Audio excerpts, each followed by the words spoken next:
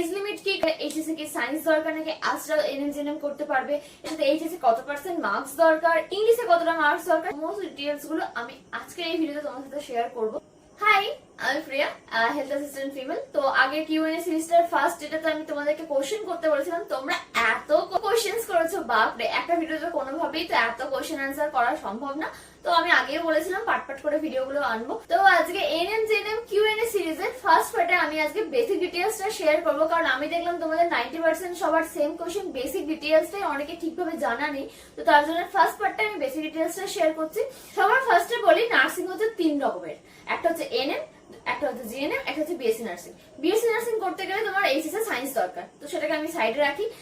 NM সমস্ত মেয়েরাই করতে পারবে, জিএনএম ছেলে প্লাস মেয়ে দুজনেই করতে পারবে, এনএম কিন্তু ছেলেদের জন্য না। আর এনএম আর জিএনএম দুটোই একটাই পরীক্ষা হয়, এবং যে কোনো স্ট্রিম থেকে তুমি আর্টস সায়েন্স কমার্স যে কোনো স্ট্রিম থেকে তুমি যদি এইচএস পাস করো থাকো, তাহলে তুমি এনএম জিএনএম পরীক্ষা দেওয়ার জন্য এলিজিবল। এনএম জিএনএম এর কোয়ালিফিকেশন কি দরকার পরীক্ষায় বসতে গেলে, সেটা এইচএস মিনিমাম 40% মার্কস নিয়ে তোমাকে এইচএস এ পাস করতে হবে। মানে এইচএস এ টোটাল যে নাম্বার 500-র মধ্যে 40% নাম্বার পেয়ে পাস করলেই তুমি এলিজিবল।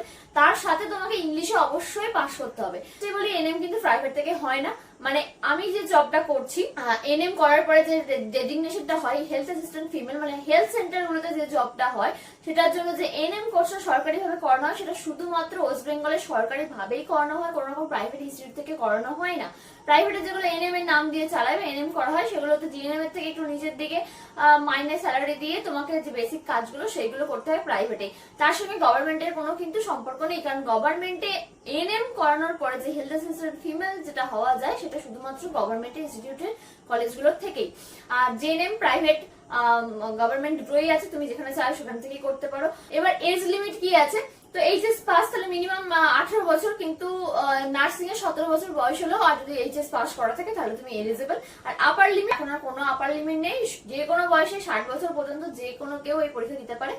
এই সমস্ত ডিটেইলস গুলো যে বুলেটিনে লেখা আছে, সেটা যদি তোমাদের দরকার হয় তাহলে আমাকে লিংক বলে কমেন্ট করো, আমি ইনফরমেশন বুলেটিনের লিংকটা তোমাদেরকে সেন্ড করে দেবো। এই ভিডিওটা যেগুলো আমি আনসার করলাম সেগুলো ভুলে না যাও, তার জন্য কিন্তু ভিডিওটাকে অবশ্যই সেভ করে নিও। ভিডিওটা যদি তোমাদের একটু হলেও হেল্প হয়ে থাকে তাহলে ভিডিওটাকে অবশ্যই লাইক করো, আর যদি তোমাদের আশেপাশে কেউ থাকে বা এমন কেউ থাকে যার এটা জানা দরকার, তাকে ভিডিওটা শেয়ার করে দিও। আর পরবর্তী সিরিজের পার্ট গুলো দেখতে গেলে, পরবর্তী কোয়েশ্চেন আনসার গুলো পার্ট গুলো দেখতে গেলে চ্যানেলটাকে কিন্তু অবশ্যই ফলো বা সাবস্ক্রাইব করো।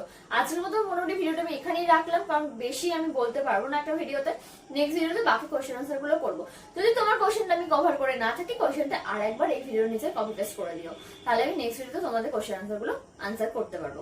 Bye bye.